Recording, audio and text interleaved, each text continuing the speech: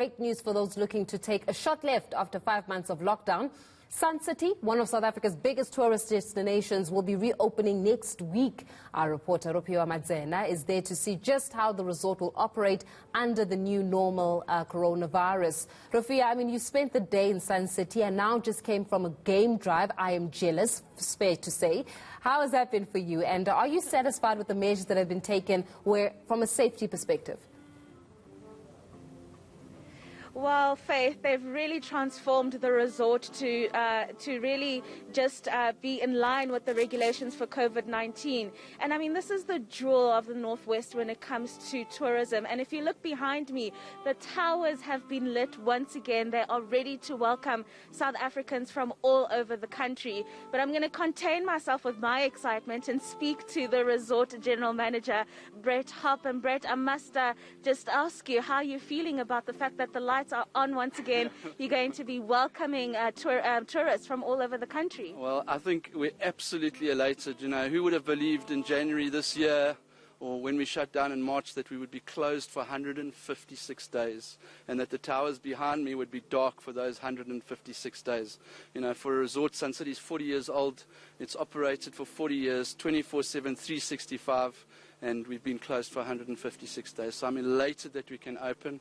I'm really privileged to have you all with us in this pre-opening weekend. The resort formally opens on the 2nd next week, but we just wanted to share this occasion with you and I think symbolically reignite the flame of tourism which is represented by the towers of the palace. Yeah, don't you worry, though, that domestic tourism won't be enough to boost the liquidity of the resort as opposed to having foreign tourists as well join in?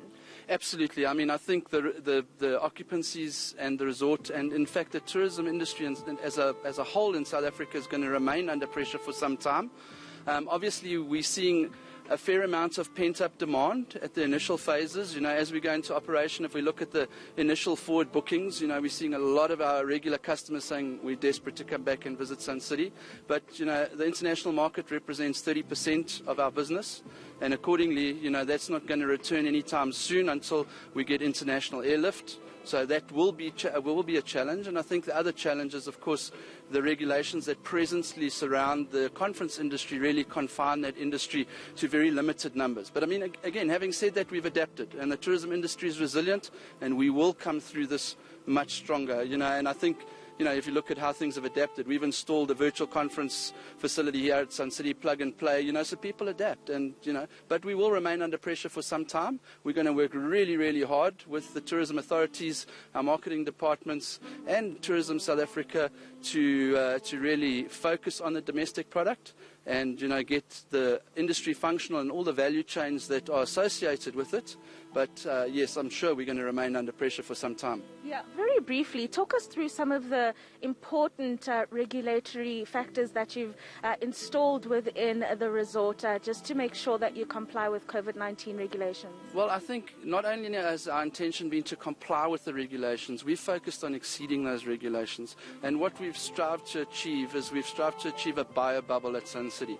So from a track and trace, from a screening entry perspective, we've enabled all those systems. So once the customer is within the confines of Sun City, all those checks and balances are in place, all the room cleaning protocols are in place, all the sanitizing protocols are in place. So my team and I have worked really, really hard to make sure that we're compliant, but not only that we're compliant, to go that extra mile, because I think that those resorts in the tourism world that are able to ensure customers really feel safe are those that are going to be successful. And we're not doing it as a checkbox exercise.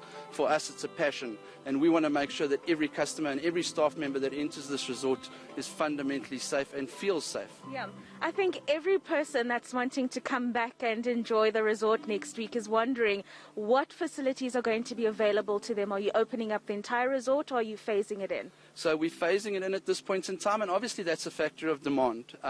So as we open next week, we're opening the Palace, we'll open our vacation club, and we've seen a massive amount of demand for the vacation club already from the vacation club members. We'll be opening the Soho Hotel and the casino. And thereafter, dependent on demand, we will add facilities as and when the demand manifests and it presents itself. So I think we're hoping to return to normality very quickly. I mean, certainly looking at the forward bookings, if one looks at the long weekend in September, we've got a massive spike in demand for that weekend, for example. So, but as you point out, it's going to be challenging to rely on only the domestic industry, and I think those resorts that do it well, and Sun City certainly is very well positioned to execute that far better than anyone else because of the closed nature of the resort. We're striving to get there, and as we learn, I think you only learn from doing. So as we go through the process, I'm sure there's still some lessons that we're going to learn in terms of the applications of the protocols, but we've taken every measure at this point in time to ensure that we're compliant.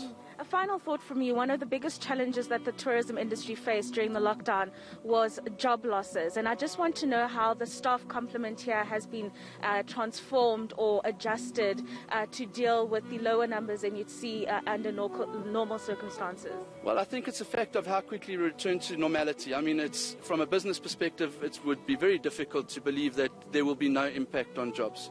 At this point in time, we've managed to maintain, the job numbers as they were prior COVID.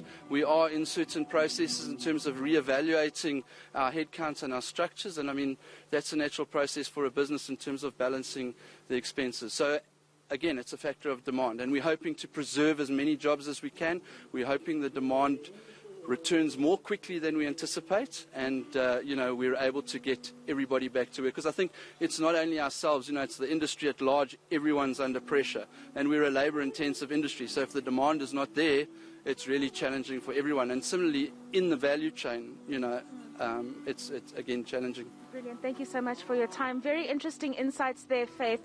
This place has been able to retain its staff complement even during the lockdown, which is very encouraging. I think what's going to be important here is for government to realize the contribution that the sector makes, over 200 billion annually, very, very significant contribution to GDP, and make the adjustments that are going to be needed so that the tourism industry remains afloat and remains contributing to the growth of the economy. For now, though, South Africans are going to be flooding here, you've heard from the general manager, over the next few months, just to get out of their homes and to enjoy the country before those international tourists come back in.